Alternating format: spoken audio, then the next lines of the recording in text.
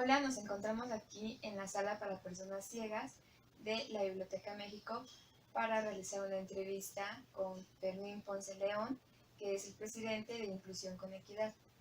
Y bueno, espero se les agrade esta entrevista y vamos a comenzar. Hola Fermín, ¿cómo estás? Hola, ¿qué tal? Muy bien, muchas gracias. Ay, qué bueno Fermín. Bueno, pues nos da mucho gusto que hayas aceptado nuestra invitación para la entrevista. Y bueno, quisiéramos comenzar preguntándote cómo surgió Inclusión con Equidad.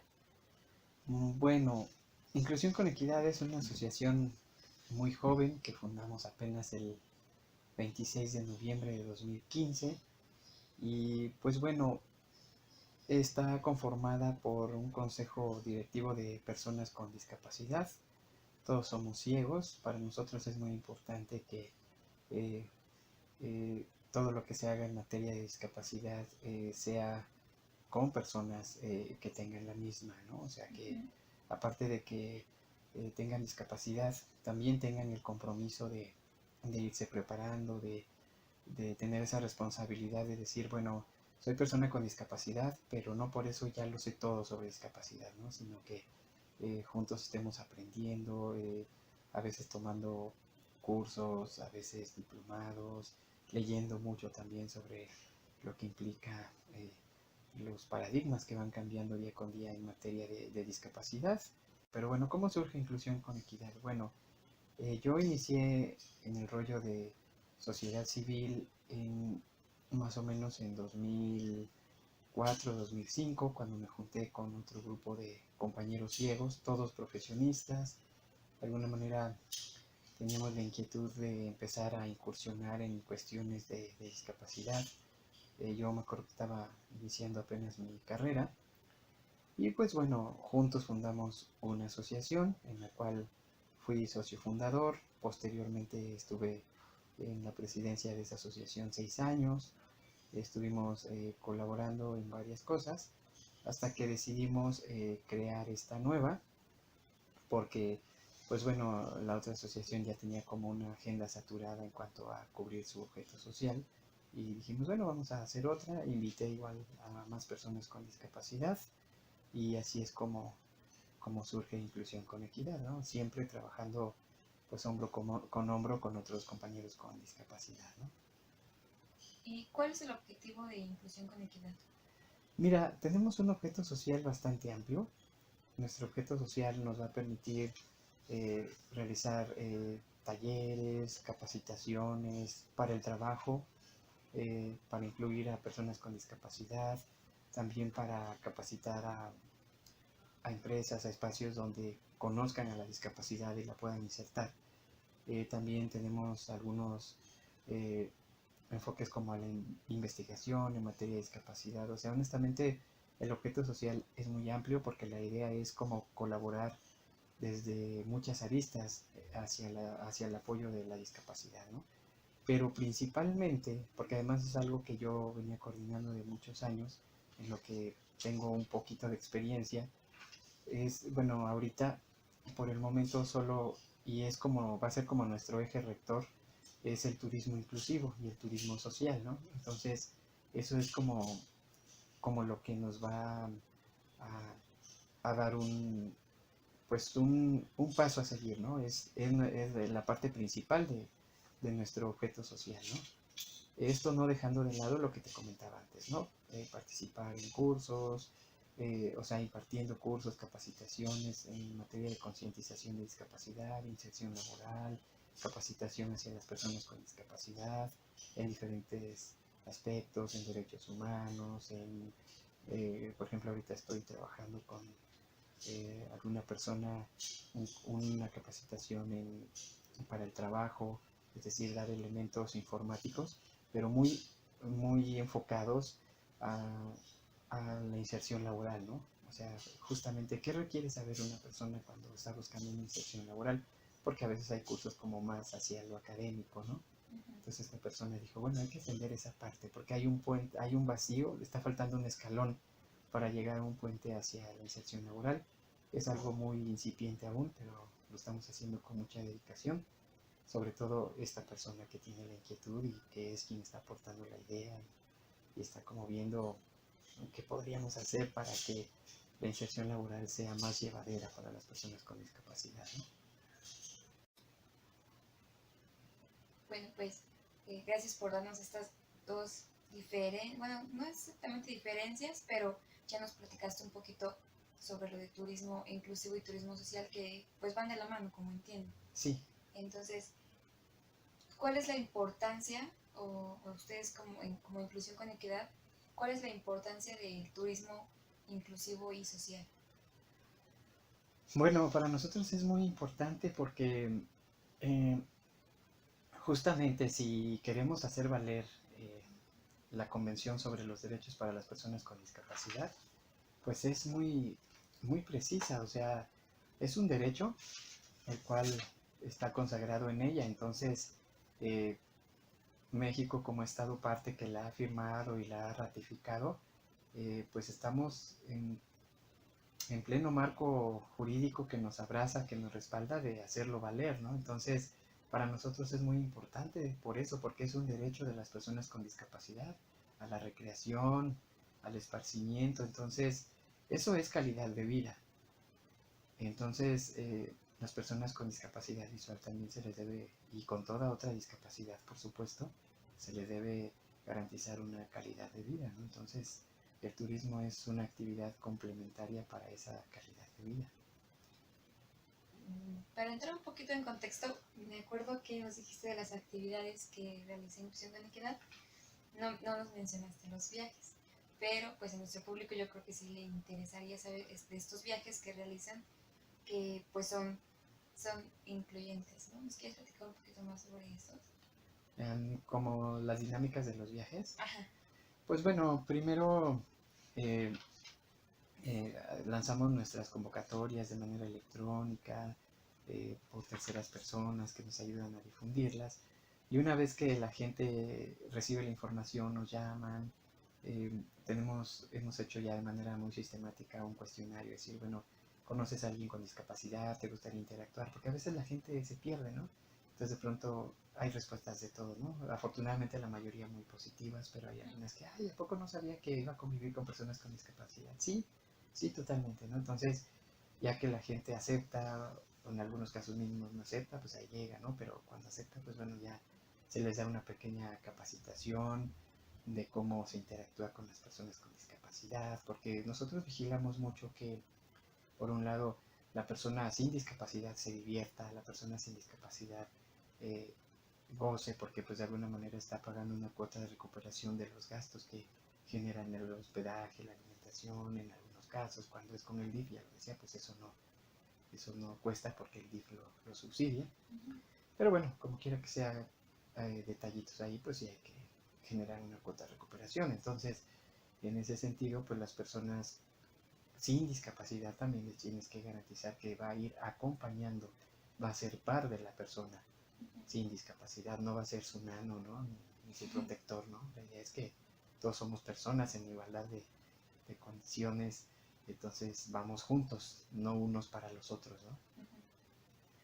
Entonces, como subrayamos mucho eso, a veces somos yo creo que hasta demasiado reiterativos, eh, después, pues bueno, hacemos dinámicas para romper el hielo, para que realmente se dé la inclusión, donde hacemos un círculo gigante, las personas van diciendo su nombre, a qué se dedican, eh, hacemos intercambio de pares, es decir, la persona sin discapacidad ahora estuvo con uno, ahora está con otro, y justo es eso, ¿no? Como ir enriqueciendo las habilidades sociales, ¿no?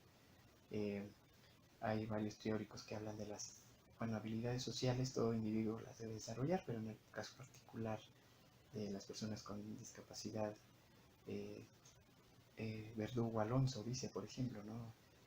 La persona en que con discapacidad pues debe de trabajar más el desarrollo de esas habilidades sociales que tiene que ver con aprender a convivir de una manera cordial con las personas sin discapacidad. ¿Esto por qué? Porque a veces las personas con discapacidad se sienten un poco como tímidas, aisladas, entonces también hay que fortalecer esa parte, ¿no? Para que eh, el día que salgan a convivir y lo hago, y lo digo, y esto que dije antes lo decía con el enfoque de pensar en chicos de prepa, ¿no? Chicos de secundaria que que van adquiriendo un desarrollo, una autonomía en su proceso formativo. Entonces, este tipo de viajes son muy buenos, ¿no? Por eso, ¿no? Porque se da como esas habilidades a través de las dinámicas, ¿no? Eh, Quiero decir que esto yo lo aprendí pues bueno, yo fui en la única secundaria de ciegos que había en México, que era la secundaria diurna 320, y ahí estos viajes se hacían y ahí fue donde yo los aprendí. Hoy me siento muy contento y quiero decir como anécdota que 3 de nuestros colaboradores hemos egresado de esa secundaria, ¿no? Digo, no he mencionado al consejo directivo, pero es eh, Miguel Hernández, secretario, David Santiago Juárez, tesorero, Joan Castillo, vocal y consultor, y Luz Ponce, pues bueno, también nos apoya en la asociación. Ella es vocal, ella no ha estado en esta secundaria, al igual que Miguel Hernández, pero Joan, David y yo pues sabemos cómo es la dinámica, y ahora es muy padre porque lo que nosotros aprendimos en esa secundaria, ahora nosotros lo organizamos, ¿no? Lo cual es muy importante, como que ya tenemos ese antecedente en común, ¿no? Esa experiencia. Entonces es, es padre ahora replicarla, pero con una población muy abierta, muy diversa, ¿no? Porque llevamos niños de secundaria, de prepa, llevamos gente adulta ya profesional, eh, que a veces los niños lo toman como un enfoque, dicen, ay, miren, pues si él es abogado y ejerce, pues yo creo que yo también voy a poder, ¿no? Aunque tenga discapacidad. Digo, a veces la gente no se fija en esos detalles, pero, pero a la hora de la convivencia sí son como muy importantes, ¿no? Porque te proyectas en el otro y dices, bueno, sí voy a poder, ¿no? Digo, yo cuando fui adolescente también tenía muchas dudas, ¿no? Y decía, y si decía poco, mi discapacidad de verdad no me va a limitar, porque pues, finalmente, digo, si Jorge Luis Borges lo decía, eh, y lo digo sin temor a equivocarme, en su libro de 7 noches, por ahí hay una frase que dice que el ciego vive en un mundo incómodo porque no está hecho para él. Pues sí, sí, creo que es un poco de cierto eso. Entonces, efectivamente, esto nos contribuye a hacer la vida más fácil, ¿no? Porque uno tiene que aprender a convivir con este mundo incómodo y hacerlo cómodo. En este- Bueno, ya nos hablaste un poquito sobre cuál es el objetivo y las actividades que realizan. Nosotros quisiéramos saber cuáles son las barreras a las que se enfrentaron como asociación y cómo las han superado. Bueno, eh,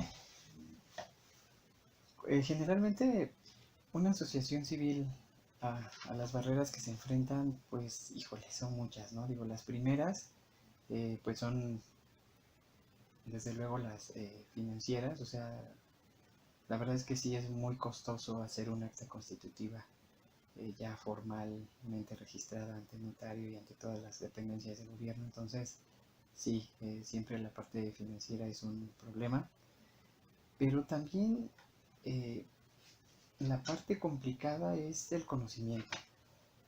Para llegar a ser donataria autorizada, para llegar a, a tener como el registro ante el INDESOL, pertenecer em, al registro federal del DIF. Es todo un lío porque tienes que ajustar tus objetos sociales, tienes que reunir una serie de requisitos que a veces no es fácil. Entonces eso nos obliga a tener que estar como leyendo mucho, leer diferentes leyes como para ver qué te pide Hacienda, qué te pide las dependencias de gobierno, para estar en forma y tener como eh, es ser una asociación civil como muy oficial, ¿no? Que esté dentro de la legalidad necesaria, porque puedes fundar una asociación civil, pero ahí está, o sea, no tienes ningún registro con nadie más que nada más tu acta constitutiva y ya, ¿no? Pero si quieres participar en proyectos, si quieres hacer como más actividades, es todo un rollo ahí. Y a veces para nosotros como personas ciegas, sí es difícil tener el acceso a esa información, ¿no? Yo, por la poquita experiencia que traía de la otra asociación, pues puedes sortear o hacer un poco más llevadera esa parte, porque a veces cuando pides asesorías, pues sí te las llegan a dar, sobre todo en Indesol, pero pues luego si llegas a tropezar, a tener algunos errores, y pues eso es dinero ante el notario, ¿no? Entonces sí, sí, o luego pedir una asesoría privada es imposible porque no bajan de 80,000 pesos, entonces imagínense. O sea, hay contadores que te dicen, bueno, yo te entrego tu asociación ya circulando, ya con todo, ya nada más para que hagas proyectos, pero Ujú. pues son 80,000 pesos, ¿no? O un poco más, entonces son cosas que afortunadamente por la poquita experiencia que ya llevamos, pues bueno, ya sorteamos. La otra parte a la que inclusión con equidad es pues es una fortaleza y una debilidad a la vez, la que todos tenemos, los 5 miembros que estamos ahí. Eh, digo fortaleza porque todos tenemos un empleo, todos, sin excepción, lo cual a mí me parece pues bueno porque de verdad el trabajo que hagamos en la asociación pasa a ser un trabajo netamente eh, pues de apoyo a la comunidad, ¿no? Porque afortunadamente todos tenemos pues de qué vivir, entonces eso está bien, pero el problema es que ese empleo que todos tenemos nos quita tiempo, entonces esa es la debilidad de la fortaleza, ¿no? Ujú. Entonces, eh, yo creo que es uno de los retos que siempre tenemos, ¿no? Estarnos dividiendo el tiempo necesario para que el trabajo salga bien en nuestra asociación. Y bueno, ¿tú qué recomendaciones o qué recomendarías a las personas, pues, jóvenes o cualquier persona adulta que quiera fundar una asociación? ¿Cuáles serían como tus recomendaciones? Bueno, primero que piensen qué es lo que les gusta hacer, ¿no? Así de verdad. ¿Qué me gustaría hacer en materia de apoyo a las personas con discapacidad? Si a mí me gusta, eh, no sé, el tema educativo, pues bueno, vamos a enfocarnos a hacer una asociación civil con un objeto social educativo. Si a mí me gusta, como en nuestro caso, el turismo inclusivo, el turismo social, bueno, vamos a hacer un objeto social y pues vamos a prepararnos para los desafíos, ¿no? O sea, primero elegir. Dos, prepararse para los desafíos que va a implicar la actividad a la que yo me quiero enfocar, ¿no? Porque si de pronto pones, o sea, en tu objeto social se pueden poner muchas cosas porque desde luego la asociación puede crecer y puedes encontrar, y eso es algo, ¿no? También que yo recomendaría, ¿no? Es poner un objeto social muy abierto porque puedes encontrar a compañeros, tal vez personas con discapacidad y sin ella. La idea es generar sinergia entre las personas que tienen discapacidad y que no la tengan y entonces juntos poder generar otro tipo de proyectos el cual vaya más allá incluso del que a ti personalmente te guste o del que tú personalmente tengas capacidades y habilidades para desarrollarlo. Entonces, Bueno, a lo largo de esta entrevista, pues me has comentado que Inclusión con Equidad pues realiza distintas actividades y pues se enfoca a varias cosas, ¿no? Pero que el principal es el turismo inclusivo, el turismo inclusivo y el turismo social. ¿Nos quieres compartir de qué trata? Bueno, son dos términos, pues supongo diferentes. ¿Nos quieres platicar en qué coinciden o cuáles son las diferencias? claro, mira, en inclusión con equidad manejamos un formato interesante. En nuestros viajes, en ambos, tanto el turismo inclusivo como el turismo social, eh, hemos venido desarrollando la idea de que lo primero que debe de ser, y esto es un agregado nuestro, tiene que ser un viaje solidario. O sea, las personas que van a esos viajes tienen que tener la virtud de la solidaridad. ¿Por qué? Porque es aprender a, a convivir con la persona con discapacidad, a liberar los prejuicios, a quitarse de tabúes de cómo vivirán ellos, cómo será su mundo, ¿no? Sino más bien ir con una mente muy abierta y decir, bueno, vamos a convivir juntos, vamos a divertirnos juntos, ¿no? Porque tampoco la idea es que las personas sin discapacidad atiendan a las que la tienen, ¿no? La idea es que las personas que van con discapacidad tengan un nivel de autonomía, de autodeterminación, que, que dé armonía al grupo, ¿no? Entonces, en ese sentido, el turismo inclusivo tiene que ver con la accesibilidad que se consigue en los espacios a los que vamos a visitar. Es decir, gestionamos con los hoteles que las personas eliminen las barreras aptitudinales, es decir, que cuando llegas a la recepcionista no diga, ah, ¿y ahora qué hago? Y tartamudee y se ponga nerviosa, y por lo mismo que desconozca, digo, yo no culpo, nunca me gusta culpar de nada, pero la gente no está capacitada, entonces hacemos una pequeña capacitación, a veces hasta por teléfono, ¿no? Recomendaciones muy puntuales, pero sí es importante que cuando la persona con discapacidad llegue, se encuentre un lugar accesible, ¿no? Y la accesibilidad no solo es arquitectónica, sino actitudinal, como ya lo decía antes. Entonces, es algo que estamos como trabajando duro, ¿no? Viendo eh, eh, cómo se hacen los lugares más accesibles para que justamente se pueda hacer el turismo inclusivo, ¿no? También hemos tenido que leer las normas de accesibilidad arquitectónica, prepararnos mucho como para poder decir cómo un hotel sí es accesible, cómo no es accesible, un centro turístico. Entonces, eso es el turismo inclusivo y siempre hacemos un viaje de turismo inclusivo en verano y algunos otros también estamos planeando hacer, diversificar las actividades en materia de turismo inclusivo. Ahora, el turismo social lo hacemos en coordinación con el DIF nacional, lo cual a nuestra institución le brinda pues un respaldo importante, porque el turismo social tiene que ver con la cuestión eh, de que, bueno, es prácticamente lo mismo, pero bueno, el hecho de que el DIF ya subsidie la alimentación y el hospedaje, punto número uno, lo hace más económico. Y punto número dos, pues ya le da el carácter de turismo social, porque está siendo subvencionado por el Estado, ¿no? Entonces eso ya le da el carácter de turismo social. Y nosotros como Inclusión con Equidad le damos el agregado de turismo solidario, ¿no? Digo, eso es algo como muy nuestro, es una cosa a lo mejor que hemos llamado de manera muy genérica, pero sí porque eh, las personas que van tienen que tener como esa parte, ¿no? Ya lo decía antes, de solidaridad hacia el otro. Entonces, a veces se vuelve muy enriquecedor porque las personas que van sin discapacidad aprenden mucho sobre el tema, ¿no? La verdad es que es literal, o sea, eh, eh, aprender jugando, ¿no? Como dice esta frase de el aprendizaje es como más rico cuando juegas, ¿no? Entonces aquí lo comparamos un poco porque pues siempre, cuando las personas viajan, adquieren otra condición, como que entran en un estado de relajación, como de mayor sensibilidad. Entonces eso les permite como ver las cosas más normales, como más en su contexto, ¿no?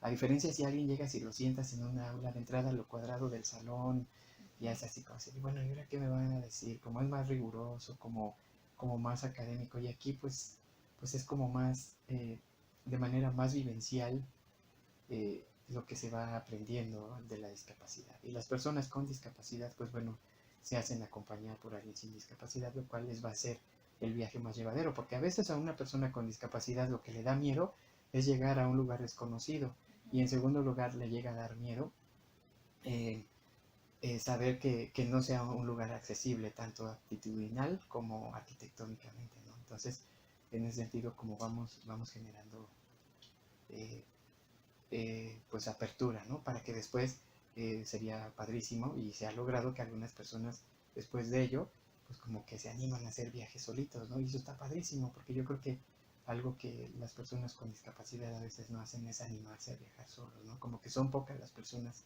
que sí lo hacen, ¿no? Entonces es como ir dando esa seguridad a las personas con discapacidad y enseñando a las que no la tienen, ¿no?